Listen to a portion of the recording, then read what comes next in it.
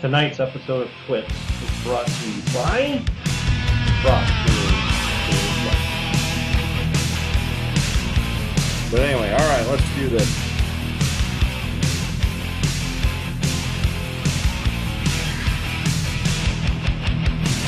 Probably do a prayer or something beforehand, but we'll go with it. Hello again, everybody, and welcome to the week number 4 edition of TWITS. Joining me once again from his palatial garage, somewhere just outside of Brownwood proper, Mr. Mike Paddock. How are you, sir? Howdy, doing fine. Still battling the old 90-degree heat down here. It's October 1st tomorrow. What do you think of that? I like it a lot, Mike. Not so much up here. There's probably going to be some frost on the pumpkins, if you know what I mean. Tonight, lows in right around 38 tonight up here. So we are, I think we had our last summer day on Monday. So I think we are all set to go for fall here up north. So, Mike, did we solve the mystery third tap behind you there, or are we still waiting for a fall beer? Oh, we're still waiting. I need to brew one. All right. So It did move me to a different part of the bar. Yeah, I see that. So Last week you were further this way. yeah. Yeah. Keep tuning into Twitch. We'll have to figure out by the probably mid-season maybe we'll know what the mystery third tap is. Yeah, I need to get on that, but yes, it should be All right. 4 weeks or so. Beautiful, Mike. Let's break into the weekly rewind tonight, presented by another Bigwood product. The football coaches meeting apparently left a few of those behind. So this week we're going to go with the Jack Savage, Mike. It's a American Pale Ale. This is a full pounder right here, 1 pint. Craft brewed and not too shabby. I wouldn't say it's off the Richter scale or anything, but it'll do for a week 4 TWITS. Maybe not a playoff TWITS, but week 4 it's just fine. Nice. All right, let's look back at the usual 5 SFL matchups in week 3, Mike. We had a Nip and Tuck affair. Tom 52, Bill 51. 1 point game. Bill had 20 points from Julio Jones, but needed 22 to get the win there. Mike, we had a barn burner between Evan and Thad, 81-77. Evan gets 22 points from Randall Cobb on Monday night to overcome Thad, who I believe got goose eggs out of his 2 running backs. Otherwise, would have had probably a pretty good shot at the all-time record. So 81-77 was that one. Another high-scoring affair, Greg 88, Mickey 59. Greg paced by Stevan Smith with 21. Another high-scoring affair, not comparatively this week, but Jeff 68, Mike 41. 109 combined in that one isn't too shabby. Kamish paced by Aaron Rodgers with 21, and Mike paced by Latavius Murray with 12. And then Tim 70, Wayne 47, Jamal Charles 21 for Tim. Tyrod Taylor, the Virginia Tech product, chipping in with 14 for Wayne. And that's the week that was, Mike. So, based upon those numbers, you'd think we probably had a few records set, Mike, and so we'll break into record setter. We did indeed have, looks like 5 top 10 records in week number 3. Thad takes the top spot in most wide receiver points all time in a week, Mike, 41 points.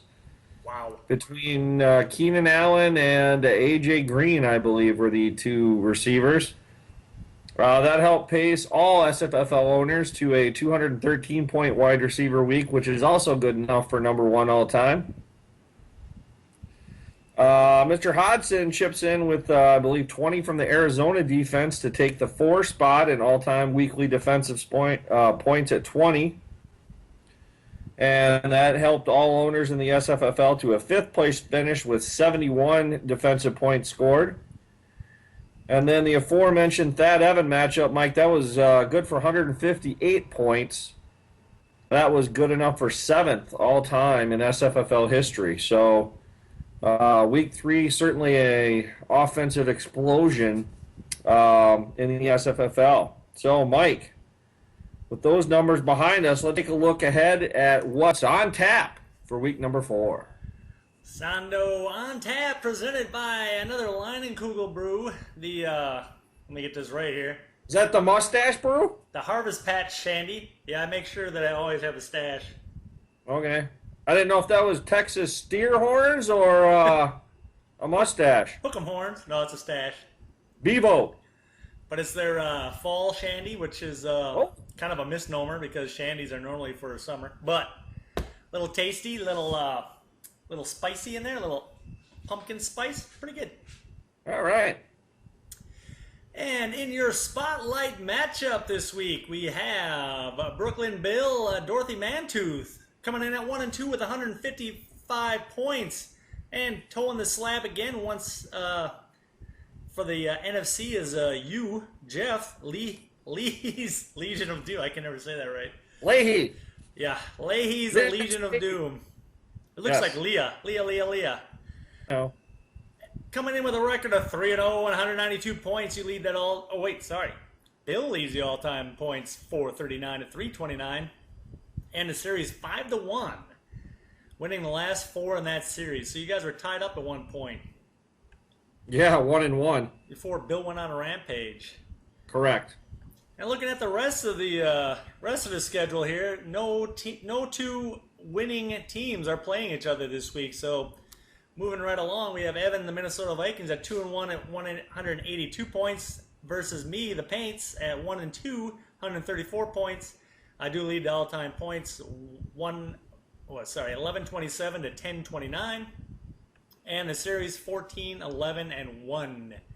Winning 6 of the last 7 to get to that point. So at one point I was down to young Evan. Yep. We'll see what happens this week. I'm not doing too well this year.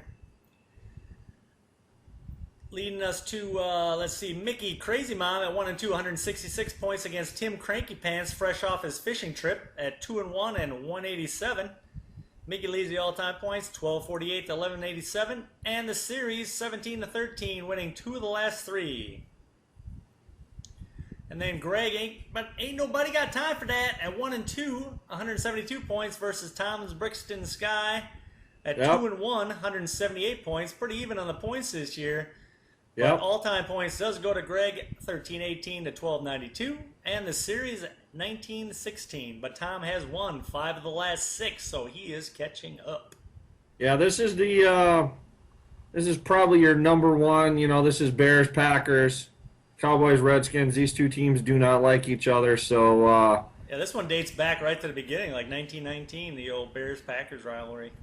Yeah, when Tom was the Portsmouth Spartans, I believe. And rounding out the week, we have Thad, the Brick Walls, at 0-3 with 158 points versus Wayne Bago, 2-1, 189 points. Thad does lead that all-time points, though, 1346 to 1226. And the series just by a nose at 17, 16, and 1. But Wayne's won the last 3 matchups, so if he can keep that streak alive, he will tie it up this week. And that's what's on tap. Excellent work. All right. Let's break into the Commission's 3-pack of facts, Mike. And tie that in once again with what's in a number here. We're going to kind of go off the board. We'll kind of do a different 3-pack each week. Might be NFL, might be SFFL. This week we'll take a look at just some statistical things I noticed this week in the record book. So through week 3, Mike, Mickey and Thad all time are tied for second place. Second place, tied for second with 60 wide receiver points through week 3. The record through 3 weeks, though, I mean, those are great numbers. Tom, back in 2011, had 89 wide receiver points through 3 weeks. So they're second all time, but they're 50% behind Tom's pace back in 2011. I thought that was interesting.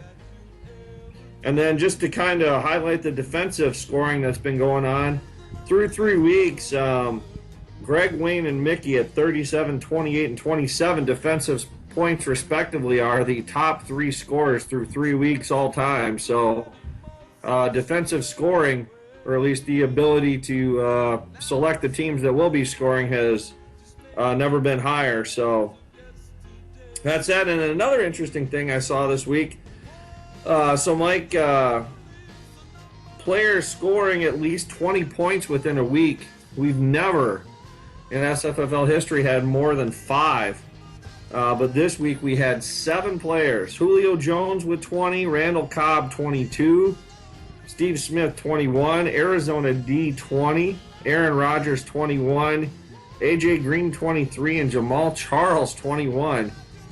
So we bested that record by quite a bit. First set back in 2011, the 5 players were Aaron Rodgers with 27, Matt Stafford 26, Drew Brees 23, Ray Rice chipping in with 21, and one Northern Illinois alum, Michael Turner, chipping in with 20. So those are 3 things I thought were kind of unique coming out of the old SFFL record book, available online at sffl.org. So yeah, that's our 3-pack of facts, Mike. Lots of feedback continues again this week, Mike. Probably our most popular new segment, Who Needs a Hug? I believe we've highlighted Greg and Evan in weeks 1 and 2. Well, yeah, weeks 1 and 2. So for week 3 here, Mike, who needs a hug? And I just want to go out there saying that I already gave this person a pre-hug last time I saw him, but the aforementioned Thad, for the reasons given, scores 77 points, top overall wide receiver points in history of the SFFL. Could have beat half the league with that score, but because his running backs get 0, Thad loses. And that's who needs a hug. If you see Thad out there working on some project, maybe at the Comfort Inn or Motel 6, if you left the light on, go in there and give him a hug.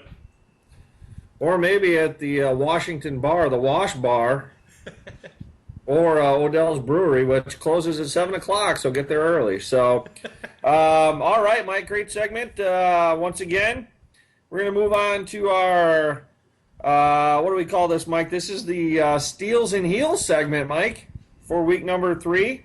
We'll take a look at our steals. So these are the guys that most outperform their projections. Devonta Freeman in a running back showdown with Mr. Randall gets 27 points, projected in at 7, so that's good for about a net 19. That takes the top spot. Mr. AJ Green, breakout performance, 23 points out of a 6-point projection, so that's about a plus 16. And then Steve Smith, don't put him in the ground yet, 21 points out of over a projection of 5.5. That's good for a plus 15. A youngster. Yes, so those are your top 3. Special note also to Joseph Randall, plus 14, LeGarrette Blount, plus 14, and one Randall's Cobb, plus 14. All right, Mike, now let's take a look at your heels of the week. These are the guys that most underperform their projections. Leading the way, the I believe hamstring-ridden and injured Marshawn Lynch, projected at 10.8, got 0. C.J. Anderson, projected at 7.8 and got 0. And Justin Forsett, projected at 7.3. He also pulled in the gooser. Also of note, Chris Polk, Eagles running back, projected at 6 points, got 0. Isaiah Crowell, projected at 7, got you 1. And Jonathan Stewart, projected at 8 points and got you 2. That's minus 6 on the Richter. So there are your heels for week number 3. I'm surprised none of those guys are on my roster. Yeah, I can claim at least one there, although I don't know for how long. So, all right, Mike, let's move into Chalk Talk. everyone's tertiary favorite segment on TWITS.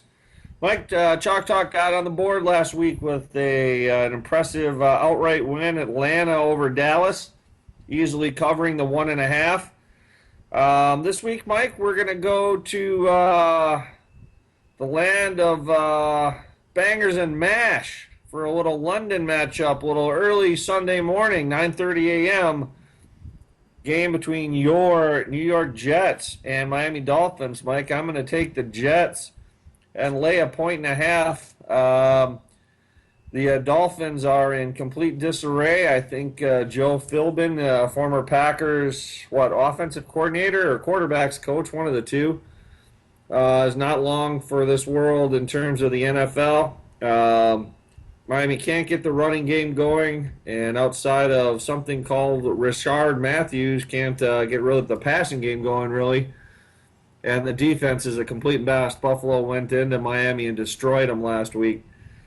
So I'm going to take the Jets to have a bounce-back game. I think they're going to be primed after the letdown against Philly to go over to London and easily cover that 1.5. We'll have them winning by at least 7. So take the Jets and book it. Does the lineup change freeze at a different time because of this? No, the lineup changes will still be noon. I will ensure that there's. I remember I did this last year and put something in place so that if you have players in this game, you can't change them once that game starts. But no, we will keep the lineup at noon. Otherwise, it becomes too problematic, and we won't. Fantasy news, late scratches, stuff like that. So we'll keep it at noon. But yes, if you have the Jets and Dolphins.